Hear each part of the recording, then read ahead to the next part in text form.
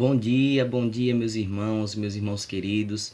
Hoje eu quero fazer uma breve exposição sobre um texto muito conhecido, talvez um dos mais conhecidos do meio cristão, do meio católico, do meio evangélico, que está lá em João, capítulo 3, versículo 16, que diz o seguinte: Porque Deus amou o mundo de tal maneira que deu o seu Filho unigênito, para que todo aquele que nele crê não pereça, mas tenha a vida eterna.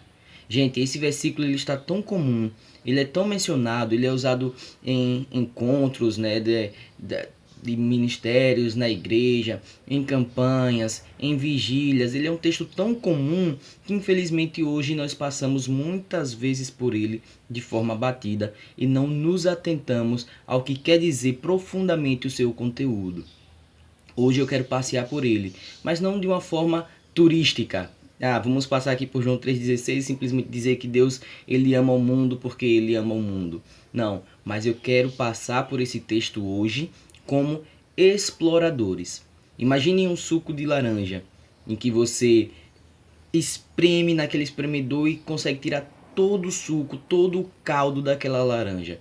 É assim que eu quero fazer com esse texto hoje. Não quero simplesmente que a gente chupe a laranja e que não aproveite o máximo do que ela pode nos trazer de benefícios, de suco, de caldo. Não, mas que a gente possa realmente nos debruçar nesse texto de João 3,16. E a primeira coisa que quero comentar com vocês é já a primeira frase.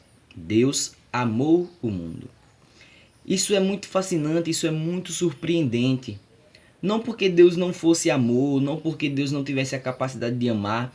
A própria Bíblia diz que aquele que não ama não conhece a Deus, porque Deus é amor.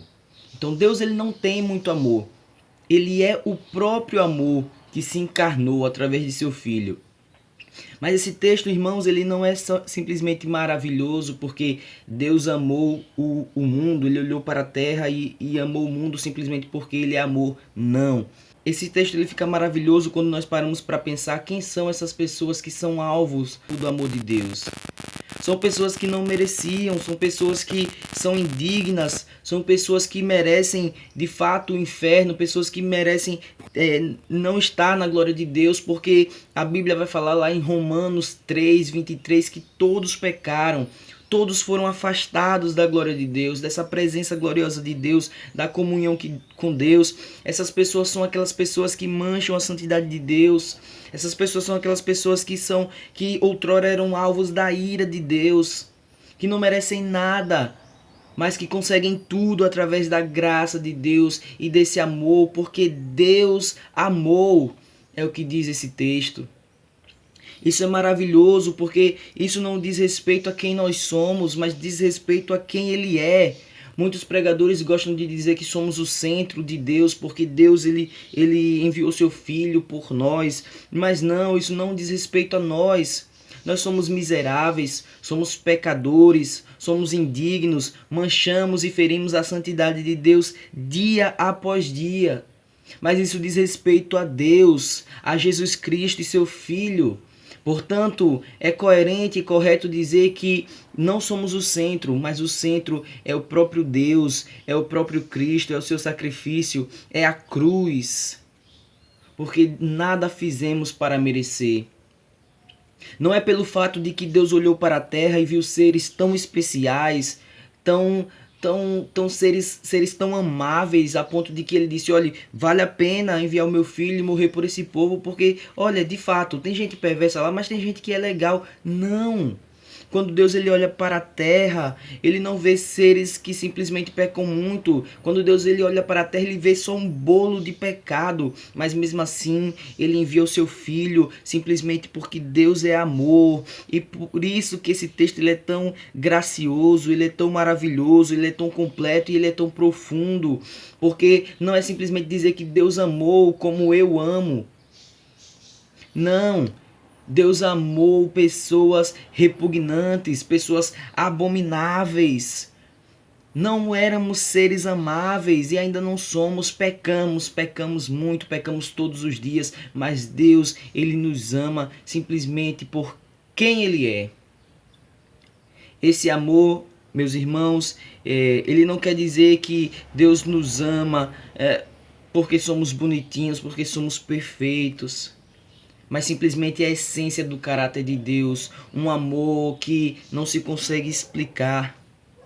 Mas outro fato importante da profundidade desse texto que diz que Deus, ele amou, é porque quando a gente começa a comparar os deuses de outras culturas, os deuses gregos, os deuses nórdicos, nós começamos a ver deuses, né, pintados por homens que são deuses fortes, né, na visão de quem fala sobre eles. São deuses que são sádicos, que exigem sacrifícios dos seus súditos. São deuses que não têm a capacidade de amar, porque na visão desse povo o amor é uma fraqueza nesse Deus. Mas são deuses que sempre punem com muita dureza os seus súditos e que não expressam nenhum tipo de amor. E o nosso Deus, ele se distingue desses deuses falsos, porque o nosso Deus, ele não só tem muito amor, ele é sim de fato o próprio amor que é expresso através do sacrifício do seu filho.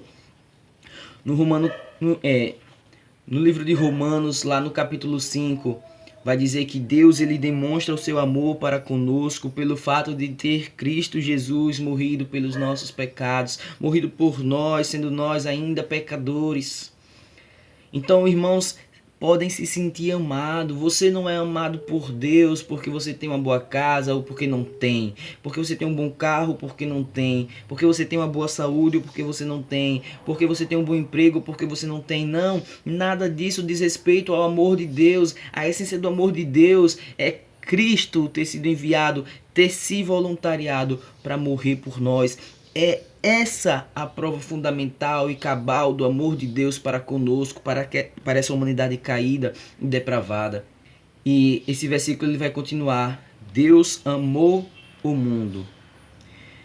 Irmãos, para que a gente não banalize o amor de Deus, para que a gente não torne esse amor de Deus uma forma tão sem importância, tão sem valor, nós precisamos entender o conceito da palavra mundo. Quando a Bíblia fala mundo, é o apóstolo João escrevendo, ele não quer dizer todas as pessoas de um modo geral. Mundo nem sempre significa todo mundo. Inclusive o apóstolo João, ele gosta de usar essa palavra mundo, que é o cosmos, de uma forma diferente em vários textos. Por exemplo, em João capítulo 1, versículo 10, ele vai falar que o verbo estava no mundo, o mundo foi feito por ele, mas o mundo não o conheceu. Ou seja, ele usa 3 vezes a palavra mundo, mas com significados diferentes. Jesus estava no mundo, o verbo estava no mundo. Mundo é aquele que quer dizer espaço geográfico. O mundo foi feito por ele, o mundo, o planeta, a terra foi feita por ele, mas o mundo não conheceu. Por último, o mundo são as pessoas não o conheceram. Mas perceba que nesse texto, ele fala que as pessoas não conheceram, mas aqui ele não está querendo dizer todas as pessoas, porque de fato existiram pessoas que conheceram Cristo, né? Os discípulos, os apóstolos são a prova disso. Mas ele está falando de um modo geral, de forma generalizada.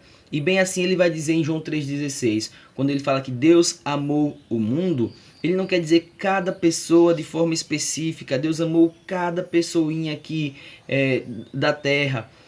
Tudo bem, Deus amou a todos como sua criação, como sua criatura, como ele nos exorta a amar os nossos inimigos lá em Mateus. Ele diz, olhe, amem os seus inimigos, orem por aqueles que vos perseguem. Nós devemos amar os nossos inimigos. E dessa forma, sim, de fato, Deus ele amou a todos como sua criatura, como sua criação. Deus amou a todos.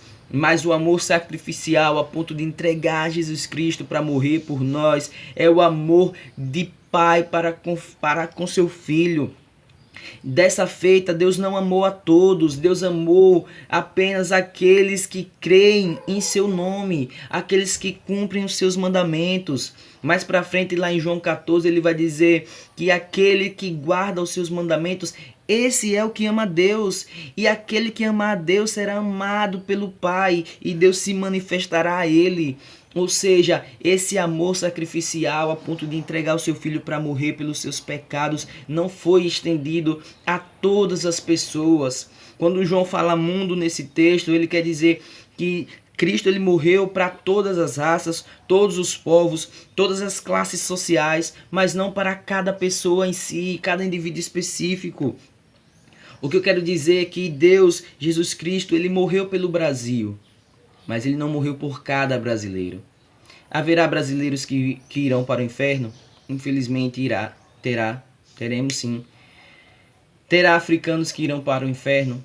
Terá, infelizmente. Jesus morreu pela África, Jesus morreu pelo Brasil, Jesus morreu por todos os países da Europa, mas não por cada pessoa em específico. O amor de Cristo, sacrificial, amor de filho, ele é derramado apenas pelas suas ovelhas. E a Bíblia diz, quem são as ovelhas de Cristo? São aqueles que ouvem a voz do seu pastor. Isso é muito interessante porque no Salmo 23, ele vai falar que Deus ele é nosso pastor e nada nos faltará.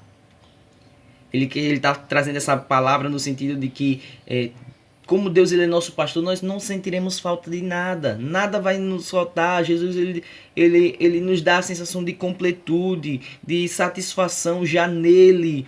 Só que quando as pessoas leem, elas acham que essas palavras elas estão estendidas para todas as pessoas que simplesmente leem esse versículo, mas não.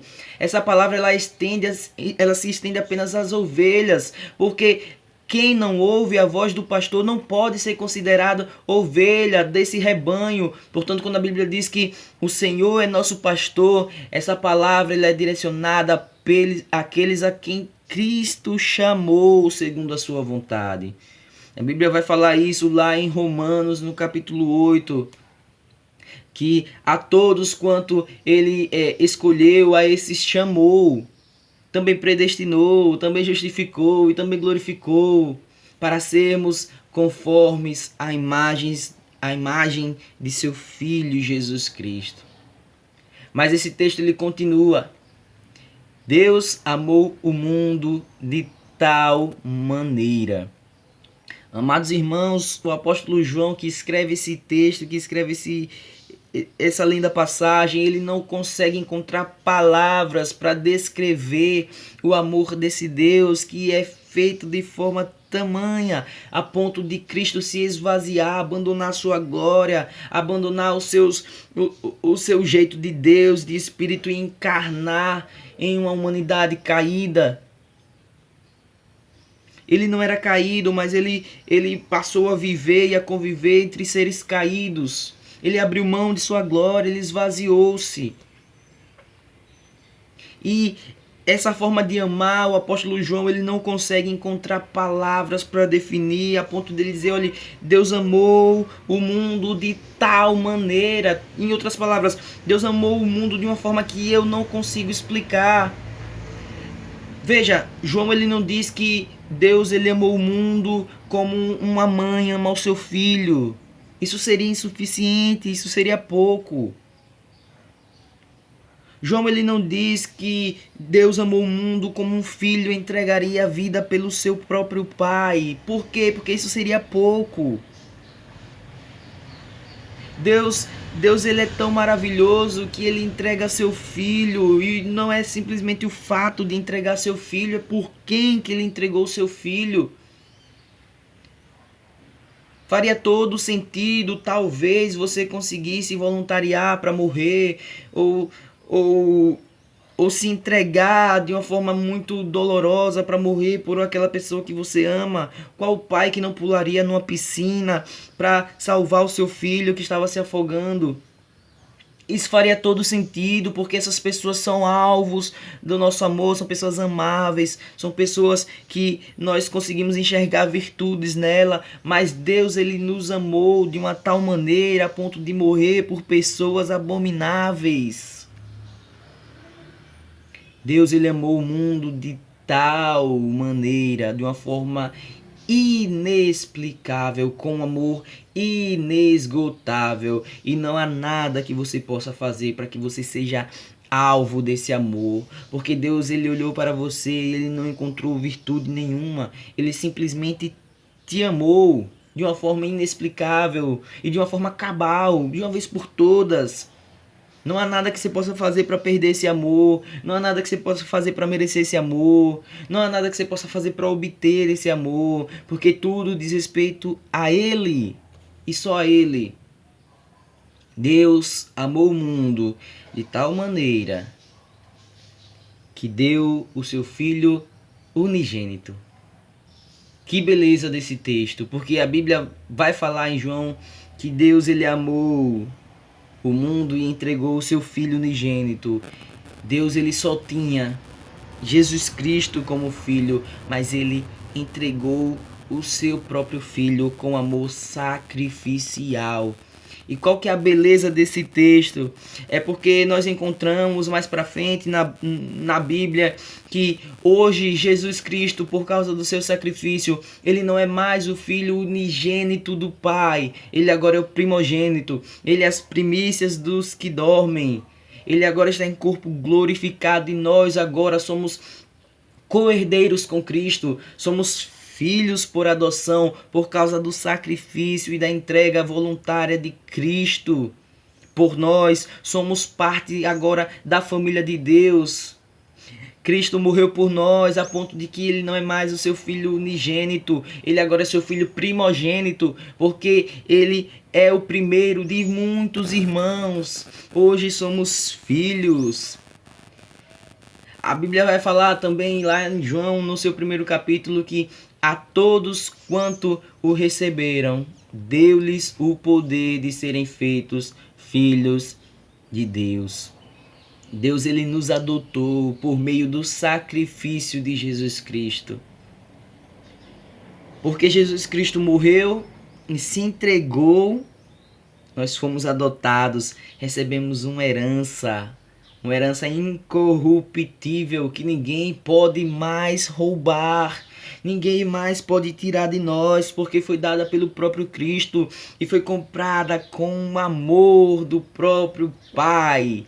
E não há nada que você possa fazer para se desviar desse amor. Ninguém pode roubar aquilo que Cristo conquistou lá na cruz. Apóstolo Paulo vai dizer lá na carta aos Romanos que quem é que pode nos separar do amor de Deus? Foi Cristo quem morreu, ou melhor, ele ressuscitou. E essas perguntas que o apóstolo Paulo faz são perguntas retóricas que não necessitam de explicação, mas somente de reflexão. Quem é que pode nos separar? Quem é que pode nos fazer não ser mais alvos desse amor? Será a angústia, a tribulação, a tristeza, as dificuldades, a morte, perigo, a espada? Ele fala, eu estou bem certo que nada dessas coisas pode nos separar do amor de Deus que está em Cristo Jesus, o nosso Salvador. Não é porque você é um cara que tem muita fé. Isso não pode te fazer ser alvo do amor de Deus por seu próprio mérito. Ou se você tem uma fé que é uma fé cambaleante, isso não é motivo para que Deus desvie o seu olhar de você. Quero contar uma parábola. É uma história fictícia. É uma história que se passava quando Deus ia libertar o povo do Egito. No último dia, quando Moisés chega para o faraó e diz assim, faraó, se você não libertar o meu povo, se você não libertar o povo de Deus, vai vir um anjo da morte e que vai ceifar a vida de todos os primogênitos, dos animais, ou das pessoas, ou das plantas. Esse anjo da morte, ele vai matar todos os primogênitos. Essa é uma história fictícia, tá? Mas conta essa história que naquela noite os hebreus eles passaram o sangue na porta, nos umbrais da porta, como Moisés tinha ordenado, e o anjo ele não podia matar os primogênitos daqueles que estavam com o sangue nos umbrais da porta. E havia um diálogo, havia uma conversa entre dois hebreus, em que um dizia para o outro assim, olhe, isso não vai dar certo não. O anjo da morte vai passar e olhe, vai matar os nossos primogênitos, porque o anjo da morte está passando no Egito, e nós estamos no Egito, e nossos primogênitos morrerão, nossas plantas morrerão, nosso gado morrerá. enquanto o outro dizia assim: olha, simplesmente confie em Deus. Se Deus prometeu que seremos poupados, seremos poupados. Ninguém morrerá da nossa família, relaxe. E o outro diz: não, não, nós seremos prejudicados, morreremos, nossos filhos morrerão. E naquela mesma noite, um deita para dormir tranquilamente e dorme como um bebê, a melhor noite da sua vida, porque tem a plena confiança em Deus, que no outro dia ele não estaria mais ali, ele estaria liberto, ele não seria mais um escravo do Egito, que Deus prometeu a liberdade. Enquanto o outro hebreu não conseguiu pregar o olho, preocupado com a morte de seus primogênitos. O anjo da morte vai passar e vai matar os gados, vai matar os meus filhos, vai matar os primogênitos. E ele não consegue pregar o olho aquela noite. E no outro dia, quando eles acordam, o filho de quem? De qual dos dois? Qual foi o filho de um dos dois? Qual dos dois tiveram seus filhos mortos? A resposta é: nenhum dos dois. Porque a promessa não estava baseada na quantidade, no tamanho da fé que eles tinham, mas no sangue do Cordeiro. Foi isso que lhes garantiu a vida. E Cristo, ele morreu, ele entregou seu filho unigênito, e olha, não depende de você. Se você é uma pessoa que é alvo do amor de Deus, Cristo vai brotar fé no seu coração. E a Bíblia vai falar lá em Efésios que estávamos mortos em nossos delitos e pecados. Não tínhamos a capacidade sequer de escolher a Deus, mas Cristo nos vivificou. Um morto não tem escolha, um morto não tem desejo, um morto não pode correr para Deus sem que antes haja uma ação primária de Deus em nossa vida, e foi isso que aconteceu.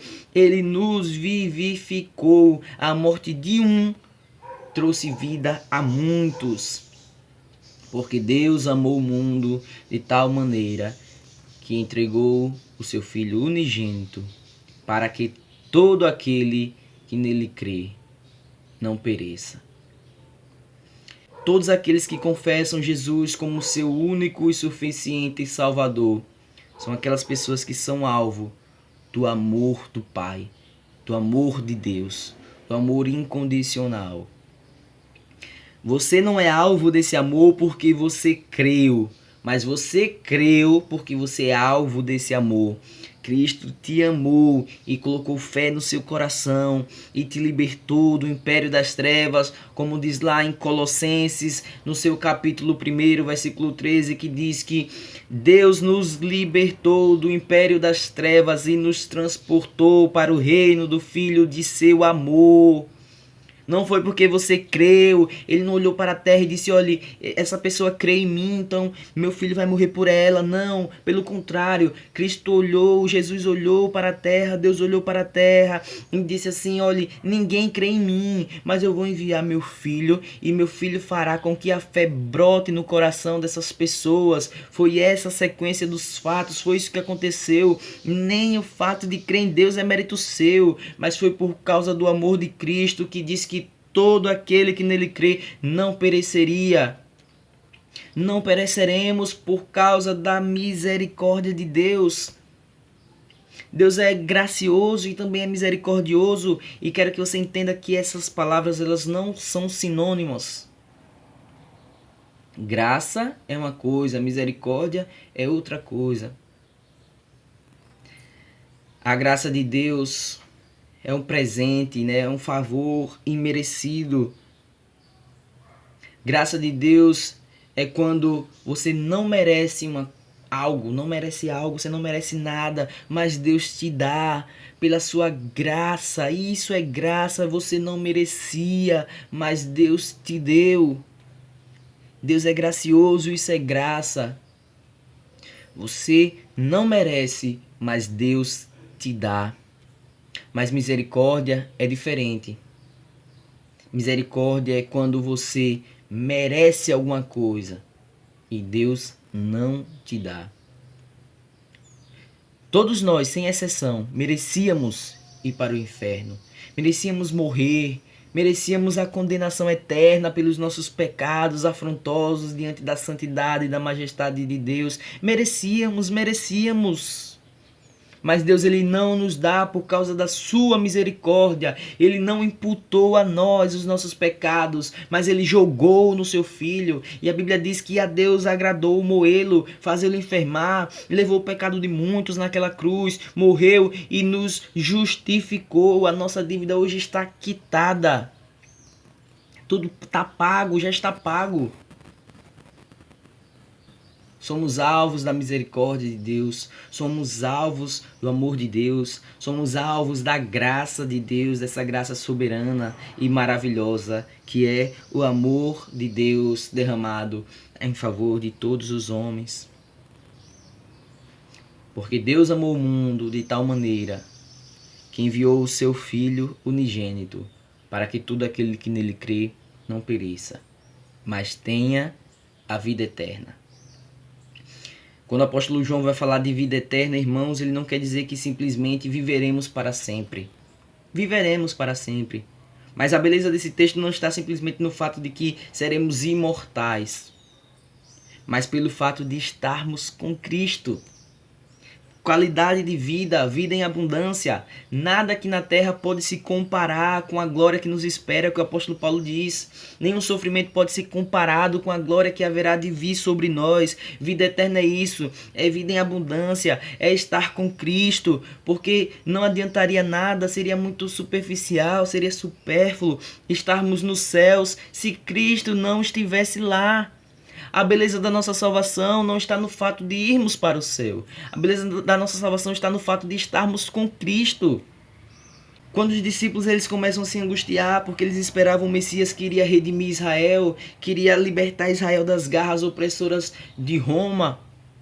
Quando eles esperam aquele Messias e de repente Jesus fala para eles, olha, eu vou partir, eu vou morrer, eu vou entregar a minha vida. Os discípulos eles começam a ficar perturbados, é o que João relata no seu capítulo 14. Eles começam a ficar com o coração perturbado. Eles não ficaram com o coração simplesmente triste, eles não ficaram com o coração simplesmente angustiados, mas eles ficaram perturbados. Eles ficaram muito mais que angustiados, degraus acima da angústia. Eles ficaram turbados. E Jesus fala para ele, olha, não turbem-se, não se turbem o vosso coração. Não fiquem tristes, não fiquem apavorados, creiam em Deus e creiam também em mim. Ele vai falar, na casa de meu pai há muitas moradas. Se não for assim, eu vos teria dito, pois vou preparar-vos lugar. Essa é a beleza do céu, Cristo prepara lugar. Mas a beleza não está simplesmente aí, ele continua dizendo, para que onde eu estiver, vós estejais também. Não faria sentido estarmos no paraíso, no céu, se Cristo não estivesse lá, porque Ele é o amor da nossa vida, Ele dá sentido à nossa vida, Ele traz beleza para qualquer lugar. E esse vídeo eu quero encerrar falando que nós falamos sobre um Deus que ama, nós falamos sobre o conceito de mundo, nós falamos sobre que tipo de amor é esse, né? Um amor de tal maneira. Nós falamos sobre o Filho unigênito de Deus que foi dado por nós. Falamos sobre aqueles que creem em Deus que não perecerão. Falamos também sobre a vida eterna. E quantas verdades maravilhosas nós aprendemos nesse vídeo. Imagine que existe na sua casa, de repente o bueiro se abre, o esgoto se abre e começa a sair montes e montes e montes e montes e montes de baratas. São seres repugnantes para a maioria das pessoas. São seres abjetos que você olha e você já sente nojo só de olhar. E imagine que aquelas baratas elas estão se multiplicando cada vez mais. E a única solução para que essas baratas elas sejam salvas é que você mate o seu filho para que elas sejam salvas. A primeira pergunta que nós seres humanos pensamos é primeiro, por que eu queria que essas baratas fossem salvas? Pelo contrário, quero que essas baratas sejam exterminadas. Quero que essas baratas elas saiam, elas saiam daqui, elas, que eu quero colocar veneno, eu quero matá-las, não quero salvar.